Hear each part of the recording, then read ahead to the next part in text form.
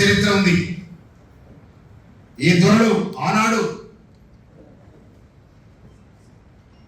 దేశముఖులకు వ్యతిరేకంగా, రజాకారులకు వ్యతిరేకంగా, నైజాముకు వ్యతిరేకంగా సాగిన మహత్తరమైన పోరాటంలో అక్కడ భూస్వాముని కూడా రాఘునారెడ్డి గారికి 100 ఎకరాల భూమి, బిఎన్ గారికి 100 ఎకరాల భూమి, అయినా కూడా భూమి కోసం, ముక్తి కోసం సాగిన పోరాటంలో మొట్టమొదలు మేమే భూమి పంచిపెట్టాలి ఈ పేదరికానికి అని చెప్పి వాళ్ళు భూమి పంచిపెట్టి ఈ పేద ప్రజల విముక్తి కోసం పోరాడిన మహనీయులు వాళ్ళు.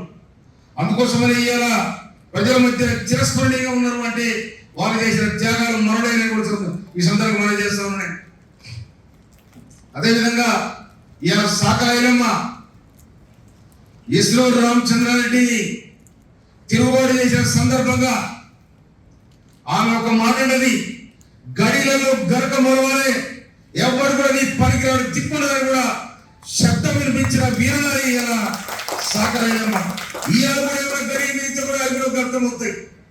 ఇవాళ కూడా ఏమైనా గడికి మిగిలితే ప్రజల మీద తిరుగుబాటు చేస్తే, పేద ప్రజల అంశాలను ప్రయత్నం చేస్తే ఇక్కడ కూడా గడ్డి మొడతారు, పల్లె గారు కూడా మొడతాయని సందర్భాన్ని మనం చెప్తున్నాం. ఇవాళ మాకు తుంగతుర్తి నియోజకవర్గం పోరాటాలకు నిలవైన గడ్డ.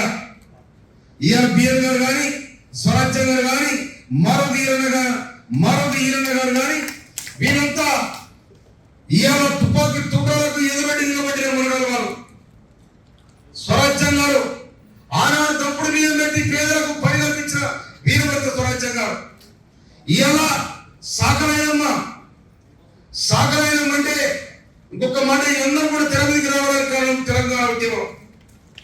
తెలంగాణ ఉద్యమం వచ్చింది కాబట్టి సాకలైనమ్మ బయటకు వచ్చింది. తెలంగాణ ఉద్యమం బయటకు వచ్చింది కాబట్టి దొడ్డి కుమార్ బయటకు వచ్చాడు. తెలంగాణ ఉద్యమం బయటకు వచ్చింది కాబట్టి రాఘునారెడ్డి గారు బయటకు వచ్చాడు. తెలంగాణ ఉద్యమం బయటకు వచ్చింది కాబట్టి ఎంతో మంది ఎవరి తెర మీదకి రావడం జరిగింది. ఈ తెలంగాణ ఉద్యమం ఇవాళ ఎవరి సొంత రానిది. తెలంగాణ శ్రమజీవులు, తెలంగాణ కష్టజీవులు, తెలంగాణ విద్యార్థి మేధావులు, రైతు కూలీలు ఏకమై సాధించుకున్న తెలంగాణ. ఈ తెలంగాణ కోసం వేలాది మంది బలిదానమైన సందర్భం. తెలంగాణ సాయుధ రైతాంగ పోరాటంలో ఒక్క నల్లగొండ జిల్లాలో 3,900 మంది ఎవరు ఒక్క నల్లగొండ జిల్లాలో. ఇది చరిత్ర. ఇవాళ మెదక్ జిల్లాలో ఆనాడు ఉమ్మడి మెదక్ జిల్లాలో బత్తవల్లారెడ్డి, నల్లగొండ జిల్లాలో ఆరు రామచంద్రారెడ్డి, కట్కూరు రామచంద్రారెడ్డి, వీళ్ళందరూ కూడా ఇవాళ చేరుదల ముద్దయ్య, వీళ్ళందరూ కూడా ఎంతో మంది వీరులు ఇవాళ నేల పెరిగి ఈ జాతికి విముక్తి చేసిన సందర్భం. ఆ సందర్భమే ఇవాళ వీరనారి సాకలైనమ్మను ఇవాళ మనం గుర్తు చేసుకుంటున్నాం. ఇవాళ ఈ సందర్భంగా ముఖ్యమంత్రి రేవంత్ రెడ్డి గారు కూడా నేను ఒక వినడం చేశాను. నిజంగా ముఖ్యంగా కంచెయ్య గారు కూడా నేను ఈ సందర్భంగా శుభాకాంక్షలు తెలియజేస్తా ఉన్నాను. మొన్న జరిగిన సాకలైనమ్మ వర్ధంతి సభలో సాకలైనమ్మ పేరును పోటీలో ఉన్న మహిళా యూనివర్సిటీ పెడితే బాగుండదని ఆయన సూచిస్తే ఎమ్మటే గౌరవనీయ మన ముఖ్యమంత్రి గారు ఒక సామాజిక స్వరగలిగిన ముఖ్యమంత్రి కాబట్టి ఎమ్మటే సాకలైనమ్మ పేరును మన క్యాబినెట్ లో ఆమోదించి ఆ యూనివర్సిటీకి సాకలైనమ్మ మహిళా యూనివర్సిటీని నామకరణం చేయడం జరిగింది. అందుకోసమైన వారికి ఒక సామాజిక స్ఫూర్తి కాబట్టి ఈ రాష్ట్రం వారి చేతులు భద్రంగా ఉండదని కూడా మనం నమ్మవలసిన పరిస్థితి. ఎందుకంటే ఇవాళ గత ప్రభుత్వం సాకలైనమ్మ పేరు కానీ, దొడ్డి కుమార్ పేరు కానీ, ఈ నిమ్మల జాతిలో ఉన్న వాళ్ళను, బీసీలో ఉన్న ఉద్యమకారులను ఎవరి కూడా వాళ్ళు గొడవలే. కానీ వాళ్ళు దాచుకున్నారు, వారిని సోషల్ చేసుకున్నారు. అందుకే ప్రజలు తిరుగుబాటు ఒళ్ళు మండింది కథం పెట్టారు. అందుకోసం ఇలాంటి మహనీయులు, పోరాట యోధురాలు పుట్టిన గడ్డ ఈ నల్లగొండ గడ్డ. ఈ తెలంగాణ సాయుధ రైతాంగ పోరాటం ప్రపంచానికి వెలుగైంది. పోరాటం ఈ విధంగా ఉంటది. మొట్టమొదటి భారతదేశంలో తెలంగాణ సాయుధ రైతాంగ కూర్చెక్కడ ఏమైపోయా ఎక్కడ పోయా, నేనే రాజవరకుడిని, నేనే రాజవరకుడిని, భూములు మాయకుడిని, ఇసుక మాయకుడిని, అన్ని మాయకుడిని కానీ ఎక్కడ పోయా, అన్ని పోయే అవసరపడరు. ఇది ప్రజాపాలన వచ్చింది, పాసిస్ట్ పీడన పోయింది. కనుక సాకలైనమ్మ వంటి వాళ్ళు వాళ్ళు చేసిన త్యాగాలకు ఎప్పుడైనా గుర్తుండని. అదేవిధంగా ఇలా మనం మొన్ననే ఆయన ఎవరు ప్రతాపరెడ్డి, సూరవరం ప్రతాపరెడ్డి గారు కూడా తెలుగు యూనివర్సిటీ వాళ్ళకు నామకరణం చేయడం జరిగింది. సాగరాయిలో ముఖ్యంగా ఒక యూనివర్సిటీ పేరు వేయడం జరిగింది. కనుక సామాజికంగా అన్ని కోణాలను కూడా, అన్ని వర్గాలను కూడా తృప్తిపరిచి వాళ్ళకు చేసిన త్యాగాన్ని మరవకుండా ఉండాలనేది మన ముఖ్యమంత్రి రేవంత్ రెడ్డి గారి ఆలోచన విధానం, మన మంత్రివర్గ ఆలోచన విధానం కూడా ఈ రాష్ట్ర ప్రభుత్వ విధానం కూడా నేను చెప్తా ఉన్నాను. అందుకోసమనే రేపు ఏది జరిగినా ఎట్లా జరిగినా ఈ రాష్ట్రం ముందు వరుసలో నిలబడాలి. అమరుల త్యాగం ఎక్కడ చిన్నతనం కాదు. అమరులు చేసిన త్యాగం చేసి అమరులైన వాళ్ళు చేసుకొని ఇంకా ప్రజల గుండెల్లో కూడా నేను ఈ సందర్భంగా మనం చేస్తాను.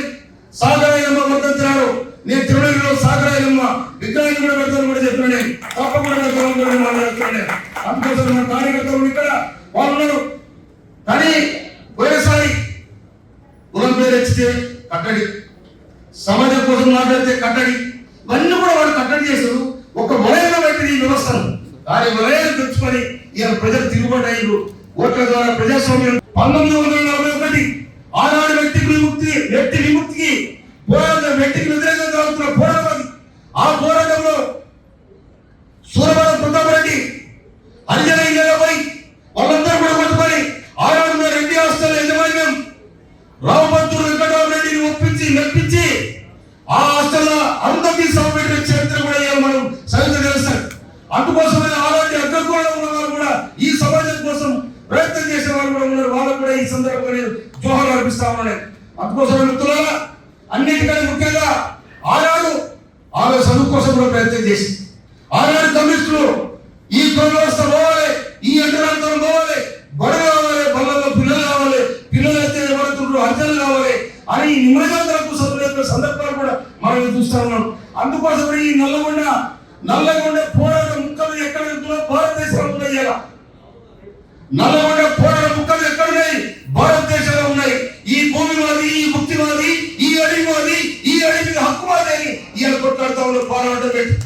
అందుకోసం మిత్రులారా, మనం మన పిల్లలు చదివించుకోవాలి, ఉన్న ఆస్తులను ఉపయోగించుకోవాలి. ఎక్కడైతే చదువు ఉంటుందో అక్కడ జ్ఞానం ఉంటుంది, జ్ఞానం ఉన్న కాడ అన్యాయం జరిగితే తిరుగుబాటు ఉంటుంది. అందుకోసమనే ఇవాళ సాగరాయలమ్మ జయంతిని మునగడ వర్ధంతి ప్రభుత్వం అధికారికంగా నిలబెడుతుందంటే బడుగు బలహీన వర్గాల 20 ఏళ్ల ప్రభుత్వానికి ఒక స్పష్టమైన అవగాహన ఉందని కూడా మనం చేస్తా ఉన్నాను. ఇవాళ అటు రాజీవ్ గాంధీ విగ్రహం పెడితే గొడవడుతూ అంటాడు, తెలంగాణ గీనంటాడు, రకరకాలుగా మాట్లాడుతున్నారు. చెడిపోయినాక